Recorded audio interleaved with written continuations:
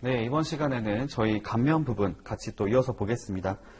무조건 감면부터 볼게요. 일단 사실은 그 법 조항 순서로 말해보면은 이렇게 되어 있지는 않지만 의미를 가지고 있는 것을 나눠가지고 이렇게 보도록 하겠습니다.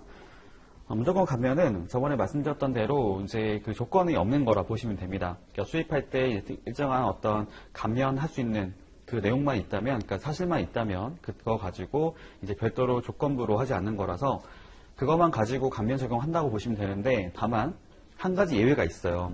지금 바로 말씀드리겠지만요. 원래 무조건 감면은 원칙적으로는 사후 관리를 하지 않습니다.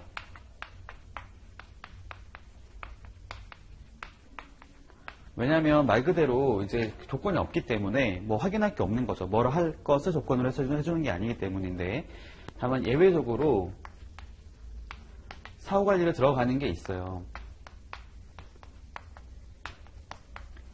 이게 바로 여기 볼 건데, 저희 외교관 전용 물품, 외교관 물품 등에 대한 그 감면 규정 중에서 저희 양수 제한 물품이라고 나오는 것이 있습니다.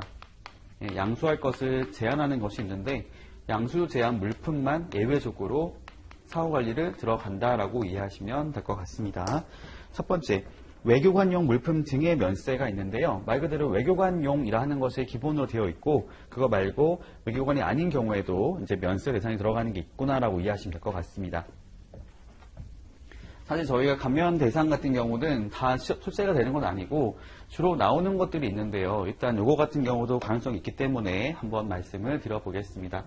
대상이 총 6가지가 나오거든요. 대상이 6가지가 나오는데 이렇게 한번 구분해 볼게요. 저희가 위에 1, 2, 3, 4개, 4개를 저희가 외교관용 물품이라고 말을 쓰고요. 나머지는 외교관이 아닌 경우라고 이해하시면 됩니다. 여기 보면은 이제 이렇게 구성이 되어 있어요. 지금 1번하고 3번을 같이 묶어 보시고요. 2번하고 4번을 같이 묶으시면 됩니다. 그러니까 1번과 3번은 기관에서 사용하는 물품이라고 보시면 돼요. 기관. 첫 번째랑 세 번째는 기관에서 사용하는 것이고, 두 번째랑 네 번째는 사람이 사용하는 것이다 라고 이해하시면 될 것 같습니다. 그렇죠. 기관에서 사용하는 거기 때문에 얘네들은 업무용품이라고 이해를 하시면 될 것 같고요.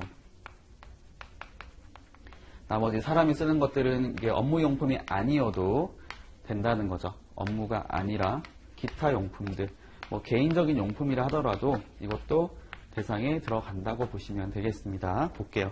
저희가 외교관을 하게 됐을 때 보통 뭐 크게 어떻게 말을 하냐면은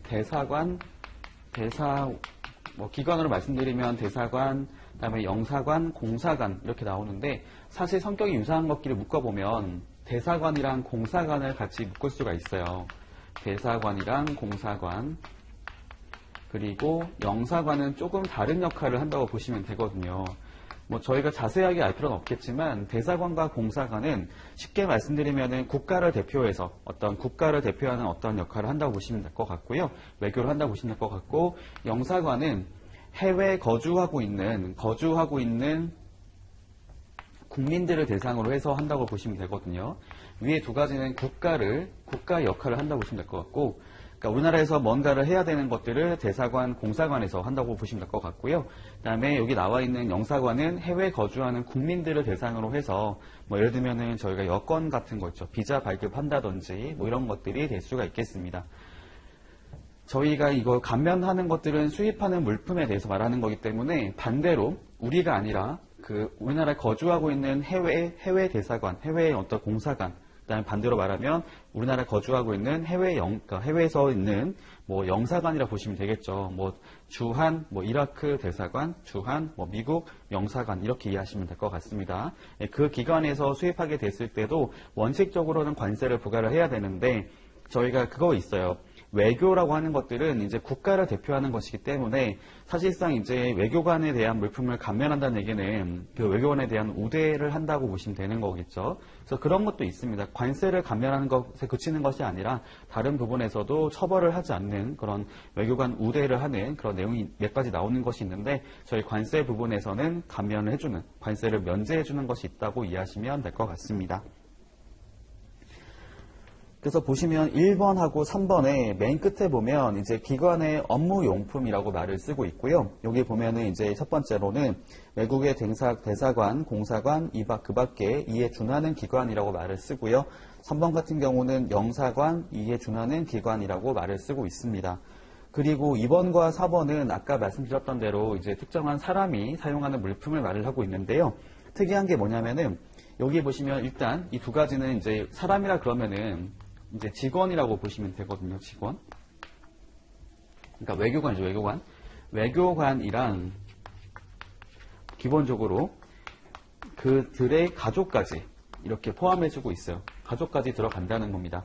근데 지금 보시면 아시겠지만 두 번째 나와 있는 것은 그 대사, 공사, 이에 준하는 사절, 그 가족까지 나와 있고 4번 같은 경우는 이제 그런 사람들 말고요. 이제 그 외국에 있는, 우리나라에 있는 외국의 대사관, 공사관, 영사관 등에서 근무하고 있는 직원까지도 해당이 된다고 보시면 되겠습니다. 그러니까 그것을 그 특정 기관을 대표하는 사람이랑 거기 속해 있는 사람까지 다 포함해서 내용이 나와 있다고 보시면 되겠습니다. 그리고 밑에 가 보면요. 지금 5번과 6번은 아까도 말씀드렸었지만 외교관이 아닌 그 밖의 사람이 되는데요. 뭔지 봤더니 5번 같은 경우는 이제 정부와 체결한 사업계약을 수행하기 위해서 외국 계약자가 계약 조건에 따라 수입하는 업무용품이 나와 있습니다. 우리나라 정부하고의 계약을 수행하기 위해서 체결했던 계약을 수행하기 위해 가지고 이제 업무용품을 수입하게 되는 거 있죠. 그 계약했던 업체가 이제 수입하는 업무용품에 대해서도 이에 준하는 걸로 봐가지고 이제 감면해주는 것이 있고 6번째 같은 경우는 국제기구나 외국 정부로부터 우리나라 정부에 파견이 되어 있는 고문관, 기술단원, 이에 그 밖에 기재부 용어 정하는 자라고 되어 있는데요. 이 사람들이 사용하는 물품들, 그러니까 보시면 지금 나와 있는 부분이 어떻게 되는 거냐면은 첫 번째랑 세 번째랑 다섯 번째는 업무용품을 가지고 얘기하고 있고요.